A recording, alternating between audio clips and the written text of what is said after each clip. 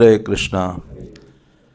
तो हम प्रत्येक रविवार को श्रील प्रभुपाद लीलामृत से पाठ करते हैं, जिसका लेखन श्रील सत्स्वरूप दास गोस्वामी महाराज ने किया है। अध्याय 19 है, जिसका शीर्षक है बीजारोपण।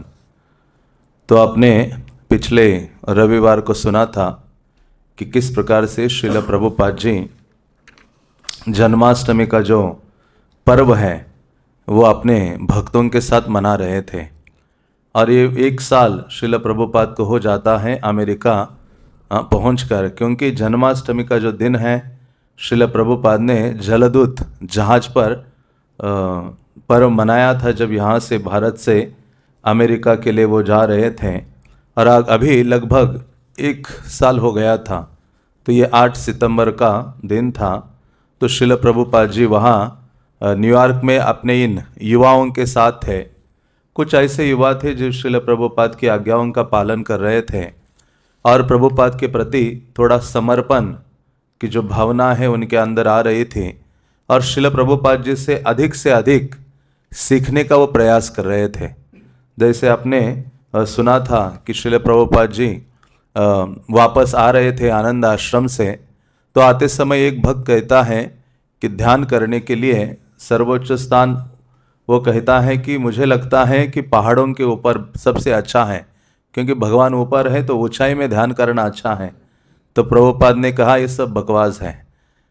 सबसे अच्छा क्या है? प्रभुपाद ने कहा हरे कृष्ण महामंत्र का उच्चारण करना किसी भी स्थान में नियमित रूप से। तो ऐसी कई प्रकार की शिक्षाएं श्रील प्रभुपाद जी उन भक्तों को दे रहे थे और वो धीरे धीरे समझ रहे थे। तो जन्माष्टमी का पर्व भी मनाते हैं। प्रभुपाद ने कहा भारत में तो हर कोई जन्माष्टमी का जो पर्व है वो आनंद से मनाता है। और प्रभुपाद उनको सिखाते हैं कि जन्माष्टमी के दिन प्रयास करना चाहिए निराहार उपवास करें, अधिक से अधिक भगवत कथा की चर्चा करें, भगवत कथा को सुने और साथ ही साथ हरि नाम का उच्चारण करते रहें।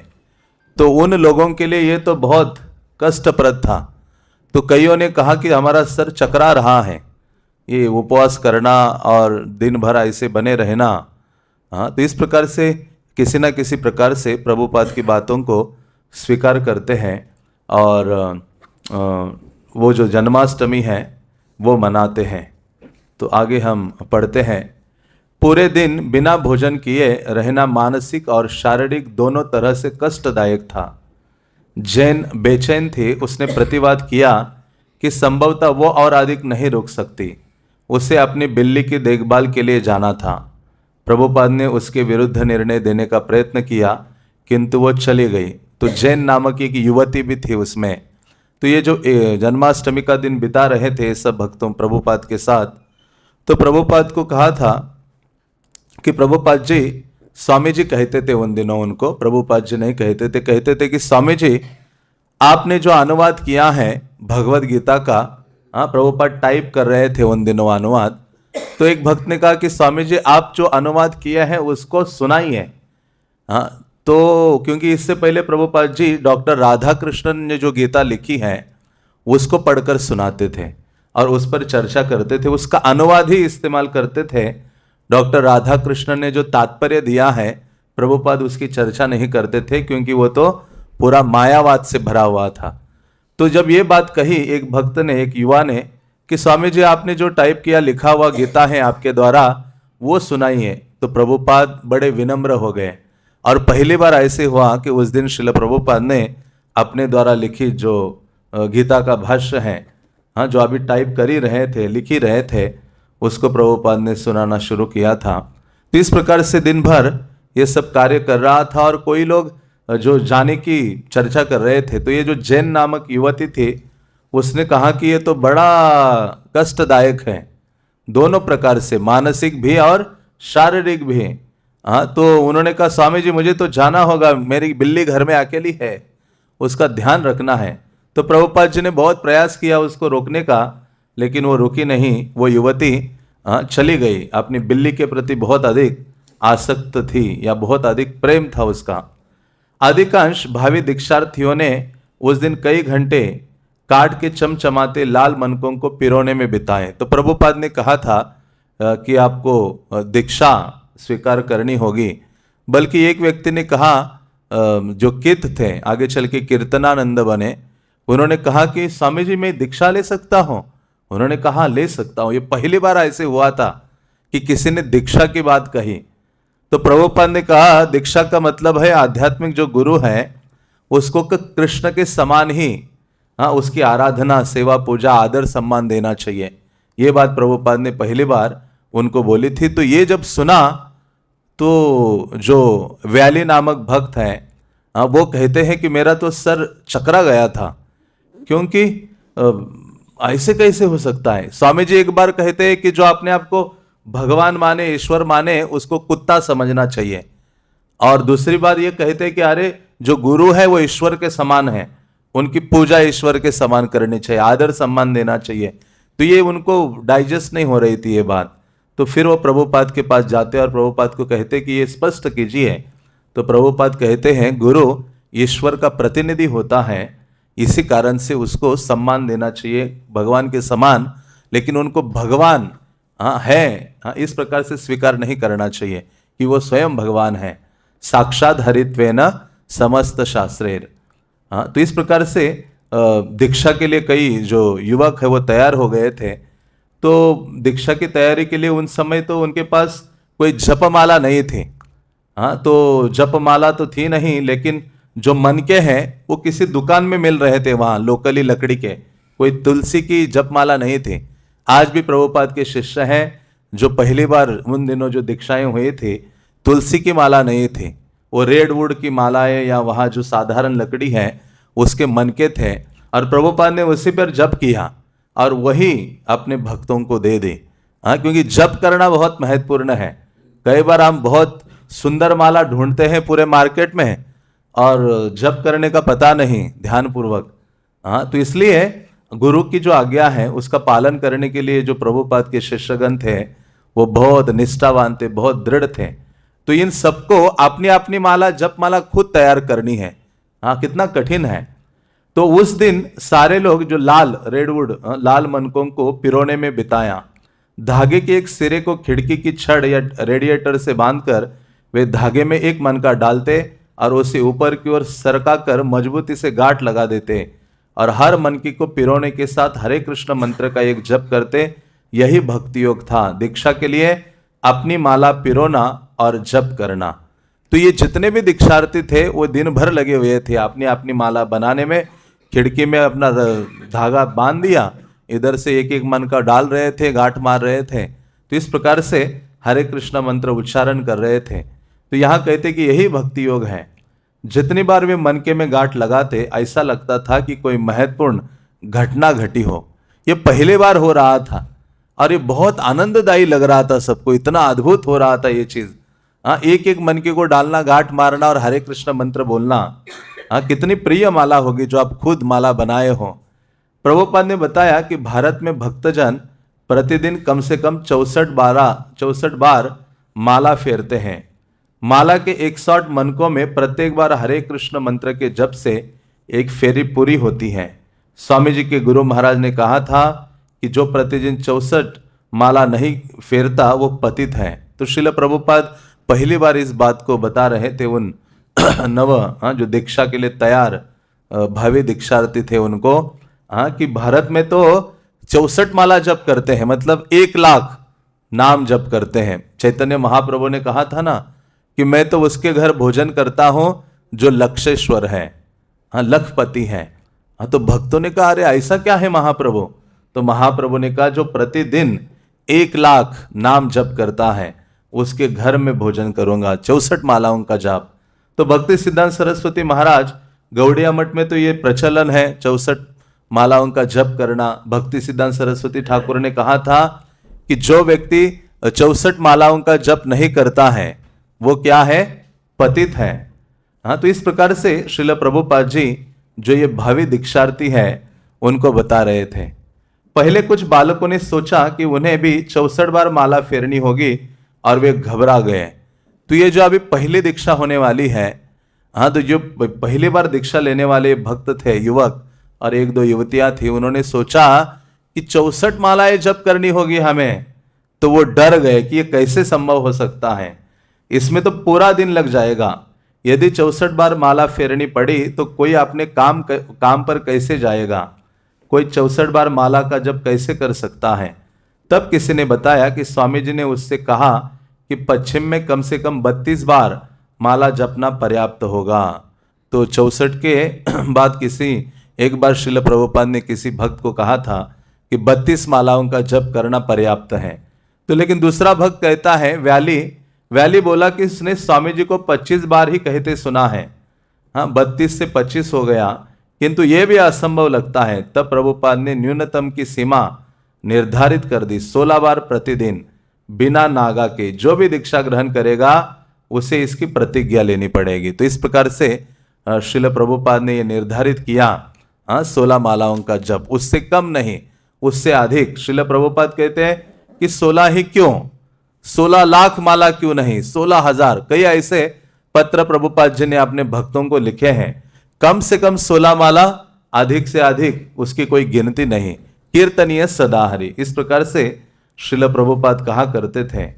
माला पिरोने, मंत्र जपने, पढ़ने और ऊँघने का सिलसिला रात की 11 बजे तक चलता रहा। तब हर एक को ऊपर स्वामी जी के कमरे में बुलाया गया। जब वे आंगन से पंक्तिबद्ध जा रहे थे तो उन्हें वातावरण में असामान्य शांति का अनुभव हुआ और दीवार की दूसरी ओर ह्यूस्टन सड़क में बिल्कुल सन्नाटा था, आकाश में चंद्रमा नहीं था। तो 11 बजे तक भक्त लोग रात्रि के अपनी माला बनाने में लगे हैं। जो दीक्षा लेनी थी पहली बार, तो वो माला खुद ही वो सारे युवक बना रहे थे और रात के 11 बजे प्रभुपाद ने उनको अपने रूम में बुलाते हैं। जब स्वामी जी के सभी अनुयायी फर्श पर बैठ गए और कागज की प्लेटों में संतोषपूर्वक प्रसाद ग्रहण करने लगे, तब स्वामी जी भी उनके मध्य बैठ गए और भगवान कृष्ण के जन्म की कहानियां सुनाने लगे। कृष्ण का आविर्भाव 5000 वर्ष पूर्व ऐसी ही रात्रि में हुआ था। वे वसुदेव और देवकी के पुत्र थे और राजा कंस के कारागार में अर्धरात्रि में प्रकट हुए थे। उनके जन्म के तुरंत बाद उनके पिता वसुदेव उन्हें वृंदावन ले गए थे, जहां गोप नंद महाराज ने अपने पुत्र के रूप में उनका पालन किया। तो श्रील प्रभुपाद जी, भगवान का अभी आविर्भाव होने वाला है। अमेरिका में पहली जन्माष्टमी प्रभुपाद न्यूयॉर्क के उस स्टोर फ्रंट में अपने उन थोड़े से युवाओं के साथ मना रहे हैं और रात्रि में सबको बुलाकर लगभग 11 बजे के आसपास सबको अभी कृष्ण के प्राकट्य का समय होने वाला है। तो प्रभुपाद जी कृष्ण के प्राकट्य की जो कथा है उसका वर्णन करते हैं कि किस प्रकार से भगवान कृष्ण वसुदेव देवकी के पुत्र के रूप में प्रकट होते हैं और किस प्रकार से ब्रज में कृष्ण का आगमन होता है। स्वामी जी आध्यात्मिक उन्नति के लिए शुद्धि की आवश्यकता पर भी बोले। उन्होंने कहा, केवल पवित्र शब्दों का जप करना ही पर्याप्त नहीं होता, मनुष्य को भीतर और बाहर से शुद्ध भी होना चाहिए। शुद्धता से जप करने से आध्यात्मिक उन्नति प्राप्त होती है। जीवात्मा इसलिए अशुद्ध हो जाता है क्योंकि वो भौतिक सुख भोगना चाहता है। तो श्रील प्रभुपाद जी केवल कथाएं ही नहीं सुनाते थे, बल्कि जो प्रैक्टिकल चीजें हैं भगवत भक्ति के लिए उसका भी वर्णन किया करते थे। तो जन्माष्टमी के दिन यहाँ सतस्वरूप दास गोस्वामी महाराज लिखते हैं, प्रभुपाद ने इस पर भी जोर दिया कि आध्यात्मिक जीवन में शुद्धि कितनी महत्वपूर्ण है। एक है आंतरिक शुद्धि और दूसरी है बाह्य शुद्धि। आंतरिक शुद्धि भगवान नाम आदि से हम प्राप्त करते हैं और बाह्य शुद्धि जो अनेक नियमों का या स्नान आदि के द्वारा हम प्राप्त करते हैं।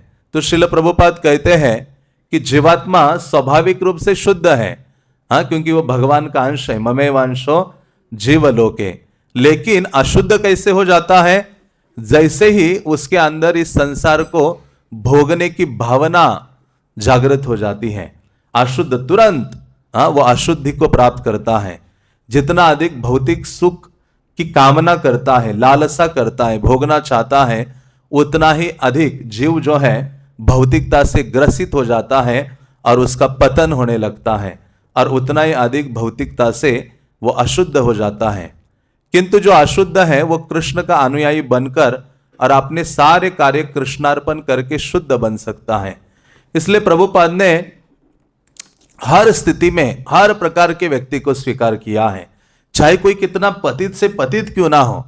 प्रभुपाद ने कहा, यह आंदोलन सबसे पतित से पतित व्यक्ति के लिए है, क्योंकि चैतन्य महाप्रभु आए हैं पतितों का उद्धार करने के लिए। इसलिए चैतन्य महाप्रभु को पतित पावन कहा जाता है। जब इन्होंने कहा, जगाई मदाई कहते हैं कि अरे आपका नाम तभी सार्थक हो सकता है जब आप हमारे जैसे पतितों का उद्धार करेंगे, तब आपको ये उपाधि प्राप्त होगी, पतित पावन चैतन्य महाप्रभु को। तो इस प्रकार से प्रभुपाद कहा करते थे कि किसी भी व्यक्ति कितना ही पतित आदि क्यों ना हो, कितना ही अशुद्धि को प्राप्त क्यों ना हो, जब वो कृष्ण भावना की इस आंदोलन को स्वीकार करता है, अनुयायी बनता है, भगवत भक्ति की विधियों का पालन करता है, भक्तों के संग में कृष्ण की सेवा में लगता है, तो वो शीघ्रता से शुद्ध होने लगता है। कृष्ण भावनामृत में नए दीक्षित भक्तों में अल्पकाल के बाद प्रयास में ढिलाई आने की प्रवृत्ति पाई जाती है, किंतु आध्यात्मिक उन्नति करते रहने के लिए तुम्हें चाहिए कि ऐसे लोभ का प्रतिरोध करो और अपने प्रयासों और भक्ति में निरंतर वृद्धि करो। तो इस प्रकार से प्रभुपाद ने कहा उन भक्तों को कि आपको सदैव प्रयास करना चाहिए।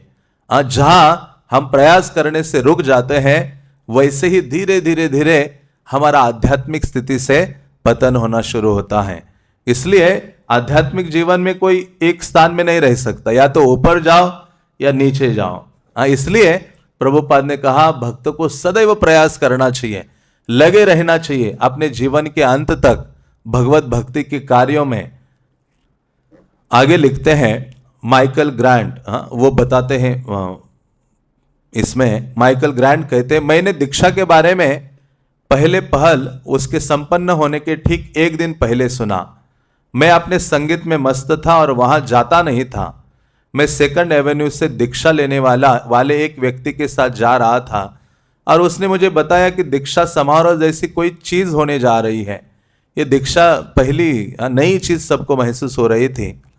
मैंने पूछा कि ये क्या होता है, तो उसने बताया कि जो कुछ मैं जानता हूं उसका अर्थ यह है कि तुम गुरु को ईश्वर के रूप में स्वीकार करते हो। यह मेरे लिए एक आश्चर्य की बात थी। मैं नहीं जानता था कि इसके बारे में क्या करूं, किंतु मैंने इसे पूर्णतया गंभीरता से नहीं लिया और जिस प्रकार चलते ढंग से इसकी चर्चा मुझसे की गई, उससे मुझे लगा कि यह कोई महत्वपूर्ण मामला नहीं है। उसने मुझसे यूं ही पूछ लिया कि क्या मैं इसमें शामिल होने जा रहा हूं, और मैं भी यूं ही उत्तर दे दिया, हाँ, मैं सोचता हूं कि मैं शामिल होऊंगा, मैं एक बार इसे करके देखूंगा। तो इस प्रकार से जो माइकल ग्रांट है, आगे जाकर ये सन्यासी बने हैं, तो वो कहते हैं कि मैं तो एक दिन पहले पता चला कि कल दीक्षा होने वाली है, और दीक्षा का मतलब है उसमें गुरु को ईश्वर के रूप में स्वीकार करना। तो वो कहता है कि मैंने उसको स्वीकार किया। उन्होंने कहा देखते हैं क्या है ये दीक्षा विधि। जैन का विचार था कि वो एक आज्ञाकारी शिष्या नहीं बन पाएगी, और दीक्षा तो उसे एक बहुत ही डरावनी चीज लगती थी। वो स्वामी जी को पसंद करती थी, विशेषकर उनके साथ भोजन बनाना, लेकिन माइक ने उसे विश्वास दिलाया वो दीक्षा लेने जा रहा था, इसलिए उसे विश्वास दिला गया कि जैन को भी उसके साथ जाना चाहिए। तो जो जैन नाम की युवती थी, वो सोचा कि ये दीक्षा विधि इतनी कठिन होगी। वो सोचती थी कि वो डर रही थी दीक्षा लेने के लिए, लेकिन फिर भी वो स्वीकार करती है धीरे धीरे। कार्ल इयरजन्स अपने अध्ययनों से दीक्षा के संबंध में थोड़ा बहुत जानता था, और दूसरों की अपेक्षा उसे कहीं अधिक पता था कि दीक्षा बहुत गंभीर प्रतिबद्धता थी। उसे ये जानकर आश्चर्य हुआ कि स्वामी जी दीक्षा दे रहे थे और वो दीक्षा ग्रहण करने के विषय में बहुत सावधान था। वो जानता था कि दीक्षा का अर्थ है अवैध यौन संबंध, मादक द्रव्य सेवन, मांसाहार का सर्वथा त्याग, और दीक्षा ग्रहण किए हुए शिष्य द्वारा अन्यों तक गुरु के उपदेशों के प्रचार का नया उत्तरदायित्व वहन करना। तो यहाँ वो समझते हैं सारे भक्तगण कि दीक्षा का अर्थ क्या है, और वास्तव में मनुष्य जीवन तभी परिपूर्ण माना जाता है जब व्यक्ति आध्यात्मिक दीक्षा स्वीकार करता है। दी का मतलब होता है दिव्य ज्ञान, औरक्षा का मतलब होता है अज्ञान की क्षति। तो दीक्षा, क्योंकि जो व्यक्ति मनुष्य जीवन प्राप्त करके आध्यात्मिक गुरु के शरण स्वीकार नहीं करता है या दीक्षा को स्वीकार नहीं करता है, तो शास्त्र कहते हैं ऐसे व्यक्ति का जीवन पशु के समान है। इसलिए जितने भी आचार्यों को हम देखते हैं, आध्यात्मिक गुरु को स्वीकार करने के लिए सबने बहुत अधिक तत्परता दिखाई है। जब रामानुजाचार्य कांचीपुरम नामक स्थान से जा रहे थे श्रीरंगम की ओर, हाँ, और वहां से एक आचार्य आ रहे थे महापूर्ण नामक, क्योंकि श्रीरंगम के सारे भक्तों ने भेजा था कि रामानुजाचार्य जैसा व्यक्तित्व श्रीरंगम आना चाहिए, क्योंकि हमारे जो आचार्य हैं उनका आगे चलकर वो जो परंपरा का वहन ये रामानुजाचार्य कर सकते हैं, रामानुज नामक युवक कर सकता है, लेकिन उनको दीक्षा देनी आवश्यक है। तो ये महापूर्ण आचार्य थे श्री वैष्णव संप्रदाय के, वो जा रहे थे रामानुजा की ओर कई किलोमीटर, और वहां से रामानुजाचार्य आ रहे थे, रामानुज युवक थे, दीक्षा नहीं हुई थी। और रास्ते में जब मुलाकात होती है तो कहते, महापूर्ण आप कहाँ जा रहे हैं? तो महापूर्ण कहते हैं कि मैं कांचीपुरम की ओर जा रहा हूं और आपको मिलने के लिए मैं जा रहा था, आपको दीक्षा देने के लिए मेरा आगमन हो रहा है इधर। तो रामानुजाचार्य कहते हैं आप मुझे इधर ही दीक्षित कीजिए, अभी अभी दीक्षित कीजिए। तो महापूर्ण कहते अरे हम वहां कांचीपुरम में जाकर वहां मंदिर में आपको दीक्षा देंगे, एक दिन लगेगा चलने में। रामानुजाचार्य कहते नहीं, आपको अभी, वो जंगल का स्थान था, वहां एक सरोवर था, आप मुझे यहां ही दीक्षित कीजिए, क्योंकि ये मनुष्य जीवन बहुत दुर्लभ है, और यदि मेरी मृत्यु बिना दीक्षा प्राप्त करे, मैं यदि मृत्यु को प्राप्त होता हूं तो मेरी अधोगति हो जाएगी। तो आप जैसे महान शुद्ध वैष्णव मुझे अपने चरणों का आश्रय प्रदान कीजिए। तो रामानुजाचार्य उनके चरणों में गिरते हैं और उनके जो गुरु हैं उनको वहां ही दीक्षा प्रदान करते हैं। तो इतना अधिक महत्व है आध्यात्मिक गुरु का आश्रय स्वीकार करने का। भक्ति सिद्धांत सरस्वती ठाकुर के बारे में भी हम जानते हैं गौर किशोरदास बाबा जी महाराज कि वो शरण स्वीकार करते हैं, बल्कि भक्ति सिद्धांत सरस्वती ठाकुर जैसा जो ज्ञानवान विद्वान व्यक्ति कोई नहीं था उन दिनों, मानो पूरे भूतल पर नहीं होगा। हाँ, और भक्ति विनोद ठाकुर भी बहुत महान योग्यता रखते थे, लेकिन भक्ति विनोद ठाकुर ने कहा कि आप गौर किशोरदास बाबा जी महाराज से दीक्षा लीजिए। और गौर किशोरदास बाबा जी महाराज तो अपना हस्ताक्षर करना भी नहीं जानते थे। तो भक्ति सिद्धांत सरस्वती गौर किशोरदास बाबा जी महाराज के पास जाते हैं, वो इतने विनम्र थे, उनको ये कहते हैं कि मुझे आप दीक्षा दीजिए, अपने शिष्य के रूप में स्वीकार कीजिए। तो गौर किशोरदास बाबा जी महाराज थोड़ा चुप हो जाते, कहते हैं कि मैं आपको कल बताऊंगा, क्योंकि मुझे गौरांग महाप्रभु को पूछना पड़ेगा, उनको पूछ के ही तुम्हें दीक्षा दूंगा। तो ऐसे एक दिन हुआ, कई दिन हुए, महीने बीत गए, हाँ, लेकिन वो बता नहीं रहे थे। और जब तीसरी चौथी बार उनको पूछा, वो भक्ति सिद्धांत महाराज ने कहा कि यदि आप मुझे आपके दास के रूप में स्वीकार नहीं करते हो तो मैं अपने प्राणों को त्यागने के लिए अभी तत्पर हूं। तो गौर किशोरदास बाबा जी महाराज तुरंत उनको दीक्षा प्रदान करते हैं। और रामानुजाचार्य के तो कई गुरु रहे हैं, दीक्षा गुरु एक रहे हैं, लेकिन कई शिक्षा गुरु रहे हैं।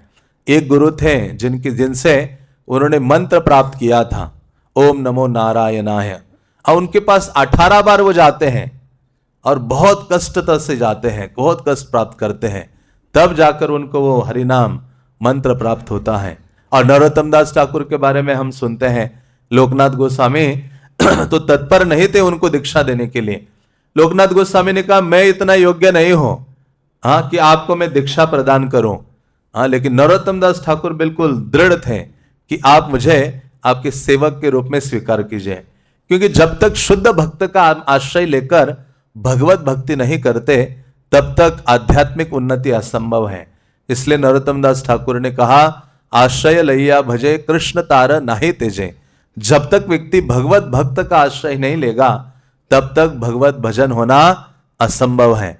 इसलिए परंपरा में जितने भी आचार्यगण हैं, इवन श्री चैतन्य महाप्रभु ईश्वरपुरी से दीक्षा प्राप्त करते हैं। वो कहते मैं अपना देह आपको समर्पित कर रहा हूं ईश्वरपुरी, आप मुझे भगवत प्रेम रूपी धन प्रदान कीजिए। और ईश्वरपुरी के चरणों में गिरते हैं, तब ईश्वरपुरी उनको भगवान नाम से दीक्षित करते हैं। तो इस प्रकार से दीक्षा प्राप्त करना एक मनुष्य के लिए अति महत्वपूर्ण है। और श्रील प्रभुपाद ये जो परंपरा की अधिकृत विधि है उसको वह पाश्चात्य जगत में स्थापित कर रहे हैं। इतना सरल नहीं है जितना हमें अभी इतना सरल आंदोलन लगता है। लेकिन प्रभुपाद ही वो चमत्कार कर पाए हैं। पाश्चात्य जगत में आसुर के समान ऐसे ऐसे व्यक्तित्व थे, उनको उन्होंने देवताओं के स्तर पर स्थापित किया है और भगवत भजन की सारी विधियां उनके हृदय में प्रकट की है और उनके हृदय में इतना गहन समर्पण का भाव स्थापित किया है कि अभी किसी अन्य में वो देखा नहीं जाता है। इसलिए आप देखो कि श्रील प्रभुपाद के प्रति ये जो प्रभुपाद के शिष्यगण थे उनका कितना गहन समर्पण था। एक ही सीक्रेट था उनके इस आंदोलन को खड़ा करने में, प्रभुपाद के प्रति समर्पण। प्रभुपाद के वाणी का पालन करने के लिए उन्होंने अपने प्राणों को निछावर कर दिया, इतनी तत्परता थी प्रभुपाद के शिष्यों में। आपने सुख की थोड़ा भी उन्होंने कामना नहीं की है, केवल प्रभुपाद की आज्ञा का पालन करने के लिए सदैव तत्पर रहते थे। और यही वास्तव में दीक्षा विधि है। दीक्षा का अर्थ यही है कि आध्यात्मिक गुरु के उपदेशों पर कार्य करना और आध्यात्मिक गुरु के जो उपदेश है उसको प्रचारित करने के लिए उसका वहन करना। बिल एप्स्टीन ने कभी भी अपने आप को गंभीर शिष्य नहीं माना था। दीक्षा समारोह का आयोजन स्वामी जी के कार्यकलाप का एक और आयाम था और कोई चाहे तो उसे गंभीरता से ले या ना ले, उसने सोचा कि दीक्षा लेना ठीक ही रहेगा, चाहे कोई उसके विषय में गंभीर ना भी हो वो लेकर देखेगा। तो ऐसे बिल एप्स्टीन नामक जो भक्त हैं उन्होंने भी कहा चलो दीक्षा लेकर देखते होता क्या है। और वास्तव में दीक्षा का मतलब है कि हमने बस एक एडमिशन लिया है, उसके बाद हमारा कार्य शुरू होता है। शास्त्र कहते हैं दीक्षा लेते हैं तो भगवान आपकी सेवा को स्वीकार करते हैं, गुरु के माध्यम से स्वीकार करते हैं। क्योंकि कृष्ण हमें जानते नहीं हैं, कैसे हमारी सेवा स्वीकार करेंगे। भगवान तो अपने प्रेमी भक्त की सेवा स्वीकार करते हैं। तो इसलिए जब हम प्रेमी भक्त का आश्रय लेते हैं और सेवाओं का निर्वहन करते हैं तो कृष्ण उसको स्वीकार करते हैं। इसी कारण से ये दीक्षा बहुत महत्वपूर्ण विधि है। बल्कि दीक्षा लेना कोई लक्ष्य नहीं है, लक्ष्य तो प्रेम प्राप्त करना है।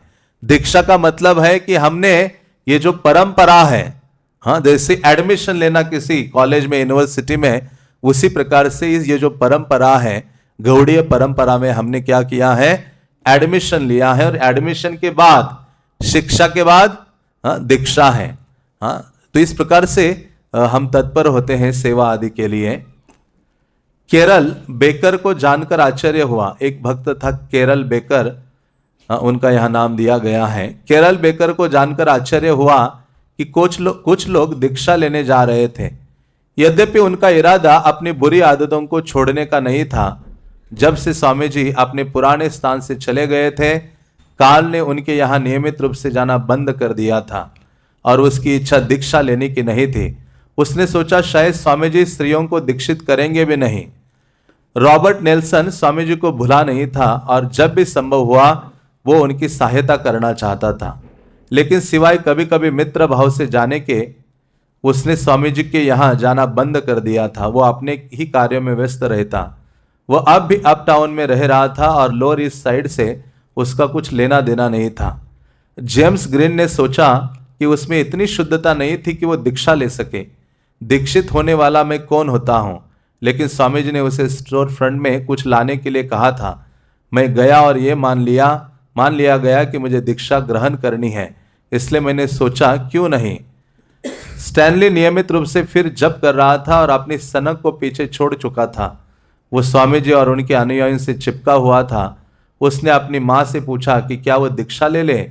उसकी माँ बोली ये ठीक रहेगा। स्टीव को इसके बारे में सोचने को और समय चाहिए था। कित अस्पताल में था। ब्रूस अभी केवल 1 या 2 सप्ताह से आ रहा था, इसलिए उसके लिए दीक्षा लेना अभी बहुत जल्दी थी। चक मंदिर के नियमित आध्यात्मिक जीवन से 1 सप्ताह के अवकाश पर था, अतः वह दीक्षा के विषय में जानता नहीं था। ये अलग अलग भक्तों के नाम यहाँ दिए हैं। किसी से न सिर मुंडाने को कहा गया, न बाल कटाने और न कपड़े बदलने को। किसी ने प्रभुपाद को परंपरागत गुरु दक्षिणा नहीं दी, जो गुरु के प्रति शिष्य की कृतज्ञता ज्ञापित करने के लिए भेंट स्वरूप होती है। किसी ने घरेलू कार्यों में भी उनका हाथ नहीं बटाया। अतः स्वामी जी को भोजन बनाने की अधिकांश कार्य और दीक्षा की अन्य तैयारियां स्वयं करनी पड़ी। प्रभुपाद ही ऐसे आचार्य हैं। हाँ, कोई अन्य नहीं कर सकता। हाँ, मतलब अभी दीक्षा देने वाले हैं, दीक्षा लेने वालों के लिए भी भोजन वही बनाए, उनके लिए सारी यज्ञ हवन सबकी तैयारी वही करे, उनके लिए मालाओं का जप वही करे। हाँ, मतलब प्रभुपाद जैसे कृपालु दयाद्र व्यक्ति संसार में प्राप्त करना असंभव है, फिर नहीं होगा ऐसा आचार्य। इसलिए ये उद्धारक आचार्य है, प्रभुपाद साधारण आचार्य नहीं है। इसलिए जैसे कृष्णदास कविराज कहते हैं, चैतन्य महाप्रभु की दया पर विचार करने से आप चमत्कार को प्राप्त करते हो। चैतन्य चंद्रेर दया करह विचार, विचार करेले चित्ते पावे चमत्कार। महाप्रभु कितने दयावान थे, उसके बारे में थोड़ा सोचने से आप अद्भुत चमत्कार प्राप्त कर सकते हो या आश्चर्यचकित हो सकते हो। तो महाप्रभु से मानो अधिक दया श्रील प्रभुपाद ने दर्शाई है। हाँ, इतना अधिक जीवों का कल्याण करने के लिए प्रभुपाद ने स्वयं इतना कष्ट उठाया है। हाँ, जो कोई अन्य नहीं उठा, किसी अन्य ने नहीं उठाया है। तो श्रील प्रभुपाद जी दीक्षा के दिन वो सारे दीक्षार्थी बैठे हैं अपनी माला बनाने में, कुछ अन्य कार्य करने में, प्रभुपाद उनके लिए भोजन बना रहे हैं कि दीक्षा के बाद फिस्ट प्रसाद होना चाहिए। और जो भी यज्ञ आदि की तैयारियां हैं खुद कर रहे हैं। वे अपने बालकों की मनोवृत्ति से भली भांति अवगत थे और किसी पर कोई कार्य लादना नहीं चाहते थे। प्रभुपाद फोर्स नहीं करते थे।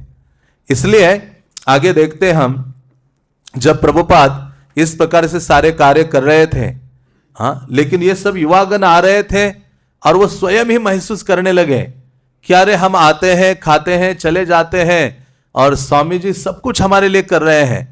तो एक दिन एक युवक ने कहा, प्रभुपाद जी, स्वामी जी, क्या हम कुछ सेवा कर सकते हैं? प्रभुपाद ने कहा, मैं इसी का इंतजार कर रहा था। हाँ, तो इस प्रकार से श्रील प्रभुपाद ने कार्य लादा नहीं किसके ऊपर, स्वाभाविक रूप से स्वीकार किया सबने, और इसलिए वो सफलता सबने प्राप्त की। कुछ नव दीक्षितों को दीक्षा लेने के बाद तक ये नहीं मालूम था, और ये उन्होंने पूछकर जाना कि शिष्यों के लिए 4 नियम अनिवार्य थे। अभी दीक्षा के लिए बैठने वाले तो भी उनको क्या पता नहीं था 4 नियम क्या क्या है।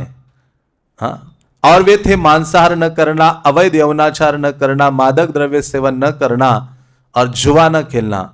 जब शिष्यों ने इनके विषय में पूछा तो स्वामी जी का उत्तर था, मुझे प्रसन्नता है कि आखिर तुम लोग एक पूछ तो रहे हो। तो कम से कम दीक्षा के समय उन्होंने पूछा, बैठ ही रहे थे सब। कहा कि स्वामी जी क्या नियम के कुछ है इसके दीक्षा के?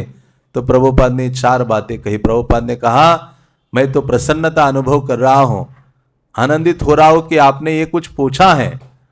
अब साक्षात वैदिक यज्ञ होना था, जिसमें स्वामी जी की आवास के सामने वाले कमरे में अनुष्ठानिक अग्नि को प्रज्वलित करना था। कमरे के मध्य में यज्ञशाला थी, जिसमें 2 फुट वर्गाकार और 4 इंच ऊंची ईंटों की वेदी थी, जो मिट्टी से ढकी थी।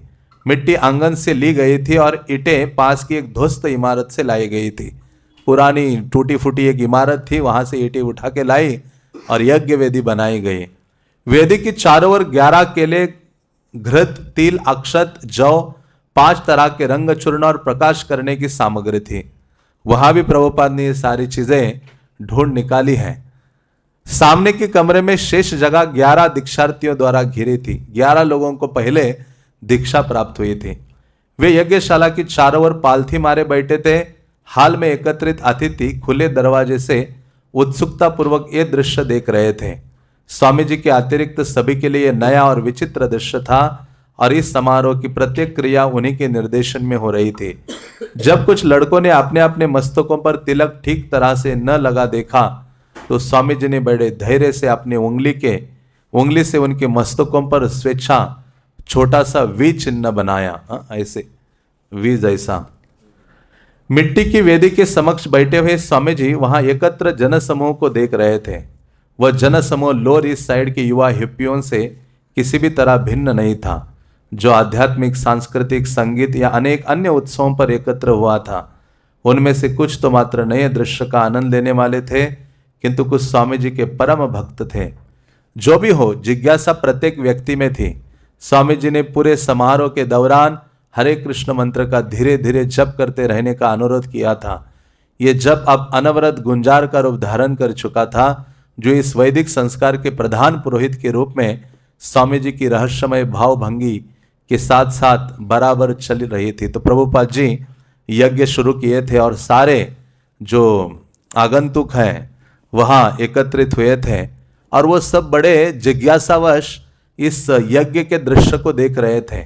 और प्रभुपाद जी यज्ञ शुरू करने जा रहे थे। ये विशेष वैदिक संस्कार था और उसके प्रधान पुरोहित श्रील प्रभुपाद जी थे, स्वामी जी थे। और प्रभुपाद ने कहा जब तक ये चलता रहेगा तब तक आप क्या बोलते रहो, हरे कृष्णा कृष्णा कृष्णा हरे हरे, हरे राम राम राम हरे हरे। तो प्रभुपाद ने कहा ये चलता रहना चाहिए हरि नाम। उन्होंने 1 दर्जन अगरबत्तियां जलाकर शुभारंभ किया, फिर जल से तर्पण किया। बाएं हाथ में एक आचमनी लेकर पात्र से अपने दाएं हाथ में 3 बूंद जल डाला और उससे आचमन किया। उन्होंने ये क्रिया 3 बार की। अब ये सत्स्वरूप गोस्वामी महाराज ने ये लीलामृत लिखा है। ऐसे लग रहा है मानो वहां वो खुद ही बैठे थे पेन पेपर लेकर के आचमन कैसे हो रहा है, कौन कहाँ बैठा है, पंछी कहाँ उड़ रहे हैं, कौन सी आवाजें कहाँ से आ रही। हमने पिछली बार पढ़ा है ये सब चीजें। तो मतलब इतना विस्तृत रूप से वर्णन सत्स्वरूप गोस्वामी महाराज ने किया है। ये विशेष है, उनके हृदय में मानो भगवान ने ये प्रेरणा दी है जिसके द्वारा इतना अद्भुत लीलामृत को उन्होंने प्रस्तुत किया है। चौथी बार उन्होंने जल का आचमन नहीं किया, प्रत्युत उसे अपने पीछे फर्श पर गिरा दिया। तब उन्होंने आचमनी और पात्र को दीक्षार्थियों में घुमाया, जिन्होंने स्वामी जी को जो कुछ करते देखा था उसका अनुकरण करने का प्रयत्न किया। तो जो 11 लोग थे उनसे भी प्रभुपाद ने आचमन करवाया। जब उनमें से कुछ ने जल को गलत हाथ में लिया या उसका आचमन गलत ढंग से किया तो स्वामी जी ने धैर्यपूर्वक उनको सुधार लिया। जैसे कोई नया व्यक्ति को हम देते हैं आचमन का जल, वो सीधा पीना शुरू करता है, नीचे डालने के लिए कहते हैं। तो यहाँ ऐसे कुछ हो रहा था, और भी कुछ हो रहा होगा, लेकिन प्रभुपाद में क्या था, सहनशीलता और धैर्य था। ये आंदोलन खड़ा हुआ है प्रभुपाद की सहनशीलता से और धैर्य, पेशेंस, अन्यथा नहीं।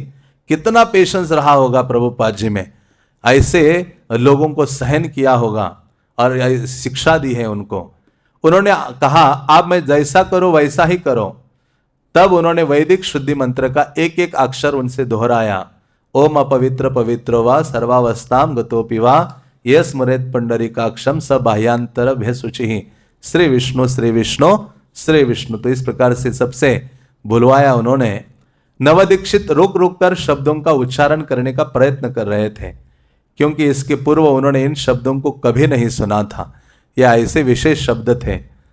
तब उन्होंने अनुवाद करके बताया। तो संस्कृत श्लोक प्रभुपाद ने सुनाया, उच्चारण करवाया और उसका अनुवाद प्रभुपाद उनको समझाने लगे। चाहे आप पवित्र हो या अथवा पवित्र या किसी भी प्रकार की अवस्था से क्यों ना गुजर चुका हो, जो कमल नयन भगवान का स्मरण करता है वो बाहर तथा अंदर से पवित्र हो जाता है। उन्होंने 3 बार जल का आचमन किया और जो जो जल पात्र एक नवदीक्षित से दूसरे के पास जाता रहा और वापस उनके पास आता रहा, हरे कृष्ण मंत्र गुंजायमान होता रहा। स्वामी जी ने 3 बार ओम अपवित्र मंत्र का जप किया और कराया। तत्पश्चात उन्होंने अपना एक हाथ उठाया और जो ही जप की मरमर ध्वनि शांत हुई, उन्होंने अपना व्याख्यान आरंभ कर दिया। तो दीक्षा के पहले जैसे आध्यात्मिक गुरु प्रवचन देते हैं, श्रील प्रभुपाद ने भी व्याख्यान दिया। व्याख्यान के बाद स्वामी जी ने भक्तों से एक एक करके अपनी अपनी मालाएं देने को कहा और उन पर जप आरंभ किया। जो प्रभुपाद जी शुरुआत में जो दीक्षाएं देते थे, उसमें दीक्षा के समय ही एक एक माला पहले जप करते थे खुद, और जप खत्म होके फिर उसके हाथ में देते थे। फिर दूसरे दीक्षा भक्त को नजदीक बुलाते थे, उसकी माला लेते थे। प्रभुपाद जी पूरा जप करते थे, 5-7 मिनट जो भी, फिर जप होने के बाद उसके हाथ में देते थे। ऐसा दीक्षा होता था। प्रभुपाद जी ऐसा किया करते थे। प्रत्येक व्यक्ति द्वारा किए जा रहे जप के शब्दों से कमरा भर गया। जब किसी माला की फेरी पूरी हो जाती, वे माला के स्वामी को बुलाते और माला को ऊपर की ओर पकड़कर जप की विधि बताते, उनको बताते कि जप कैसे करना है। तब वे नवदीक्षित के दिव्य नाम की घोषणा करते।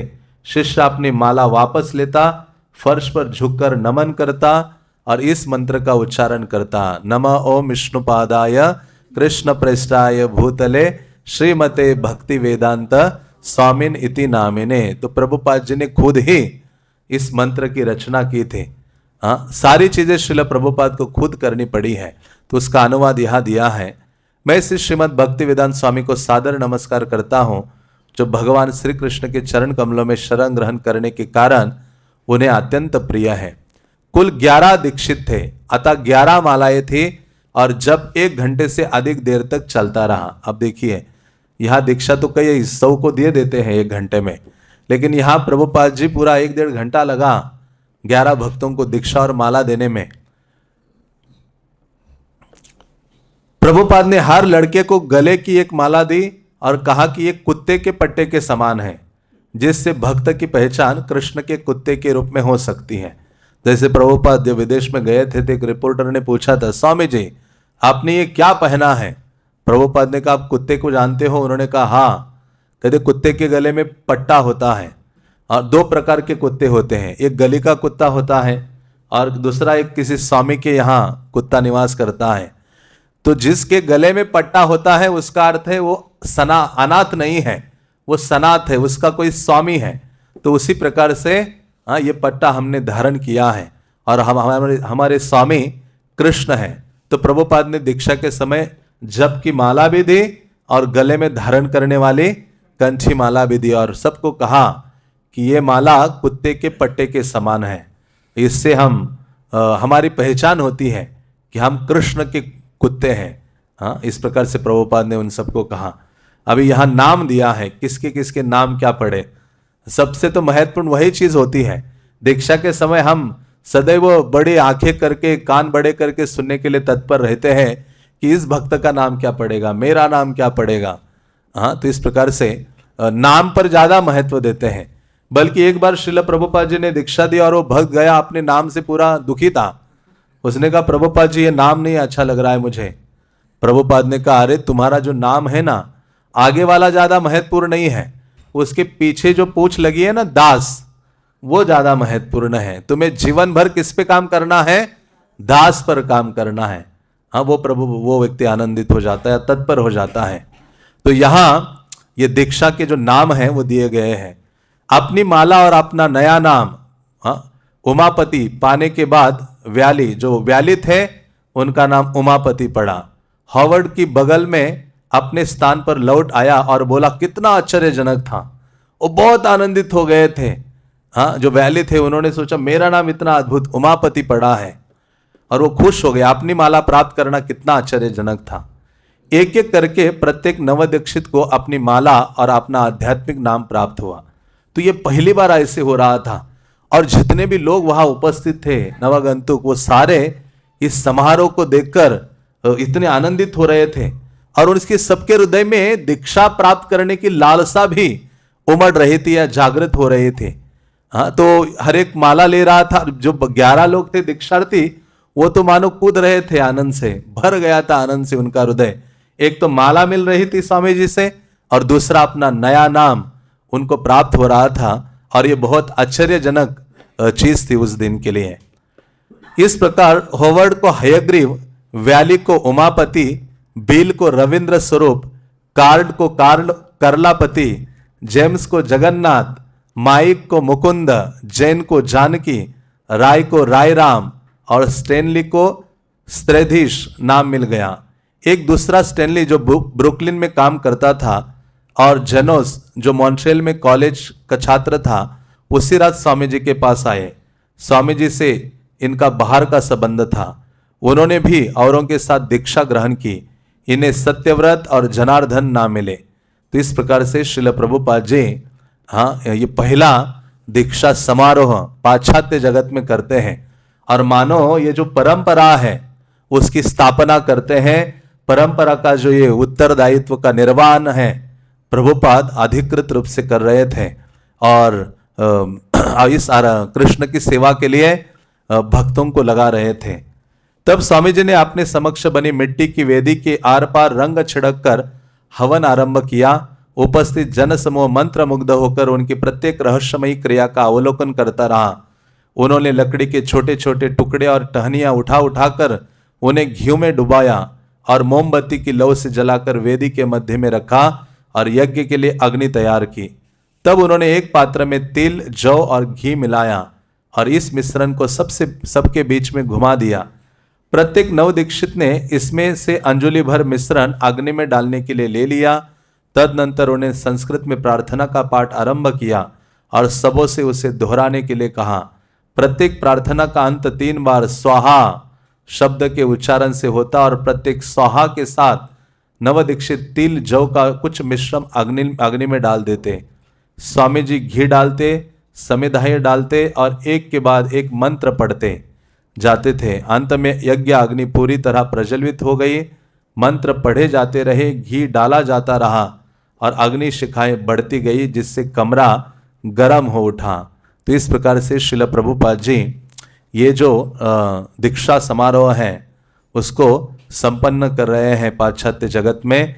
और ये बहुत नई बात थी और सबके हृदय में दीक्षा प्राप्त करने के लिए एक लालसा का जन्म हो रहा था। तो अगले रविवार को हम आगे पढ़ेंगे। हरे कृष्णा कृष्णा कृष्णा हरे हरे, हरे राम राम राम हरे हरे। श्रील प्रभुपाद लीलामृत की, पतित पावन श्रील प्रभुपाद की, निताई गौर प्रेमानंदे।